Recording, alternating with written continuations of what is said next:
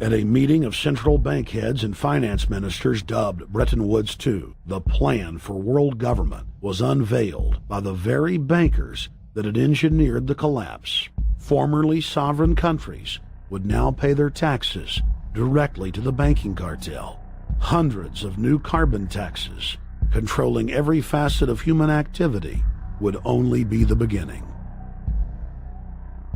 Now all the elite had to do was to sell the public on accepting the final phase of their takeover. And it's Obama's job to sucker the public into standing down so the bankers' agenda can move forward unhindered. Never before in U.S. history has the media gotten behind a president like they are behind Obama. The press has pulled out all the stops, bestowing a crown of infallibility upon Obama as the savior of the people. The elite are betting everything they've got on Obama's charisma and hoping that he can sell the world on their program of tyranny.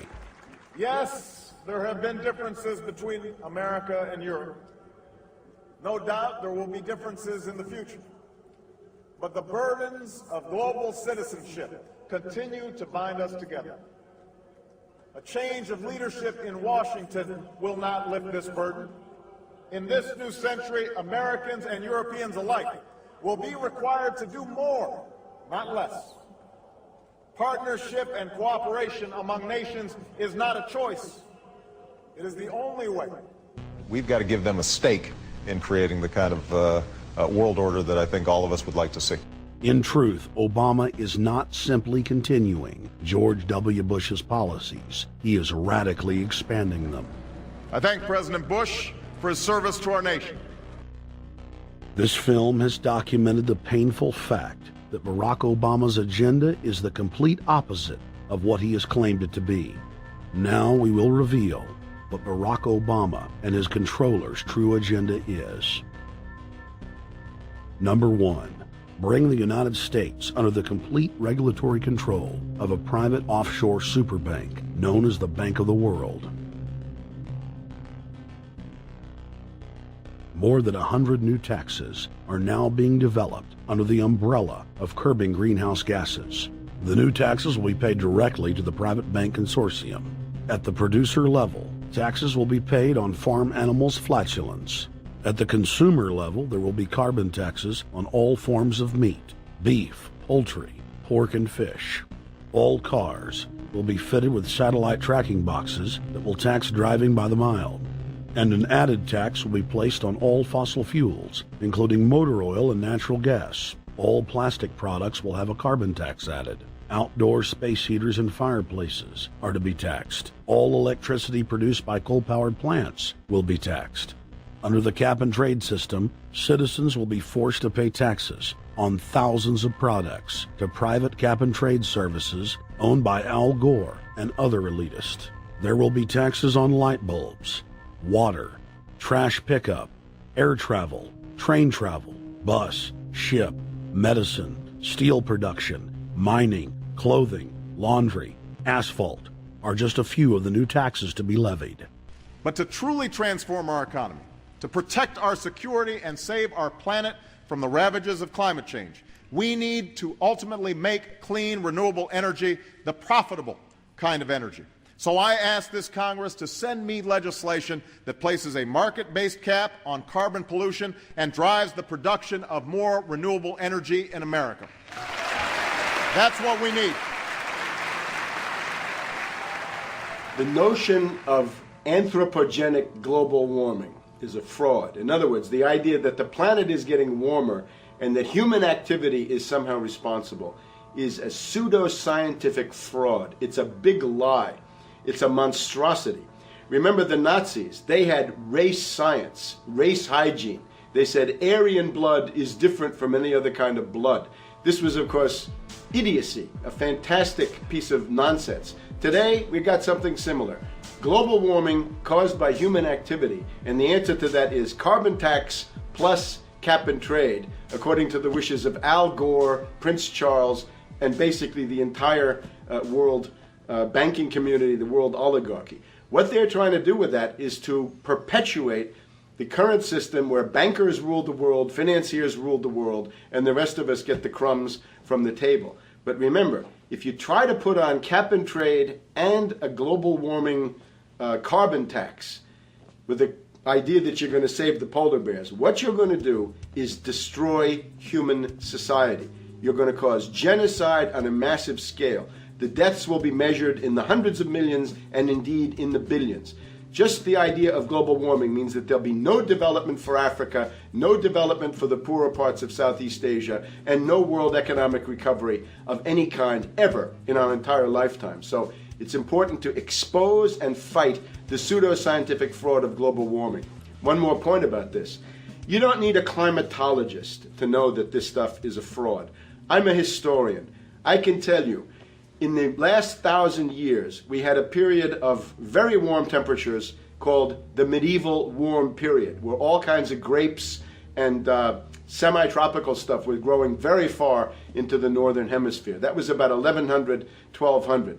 It happened to correspond with an all-time maximum of sunspots.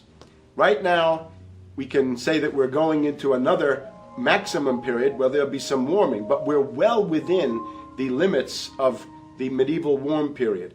About 1600 to 1650, there was an ice age in northern Europe. The North Sea was filled with ice. The German and Dutch ports and the English ports were filled with ice.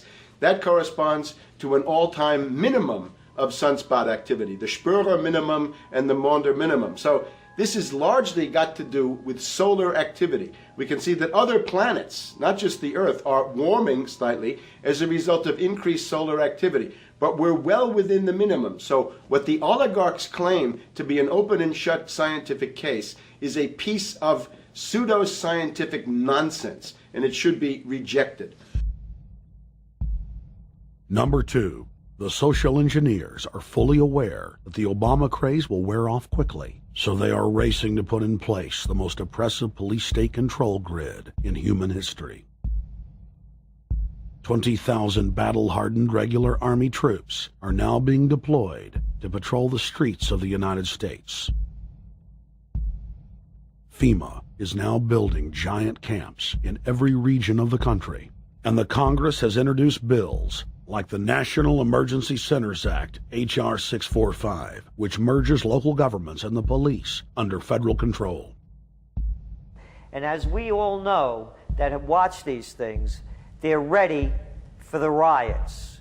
With these detention centers that are being opened up around the country, with state police training for riot control in the event of economic calamity and food riots, they know what's going on and they're prepared for it.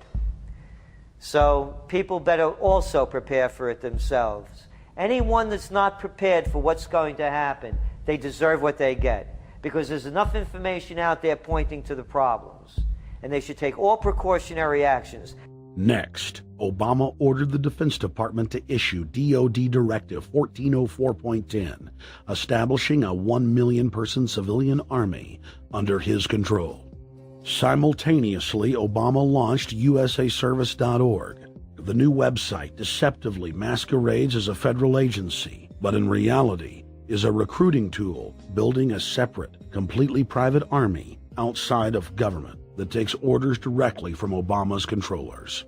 Barack Obama has refused to rescind Presidential Decision Directive 51, signed by George W. Bush. The directive plainly states the president is a dictator and that Congress is ceremonial.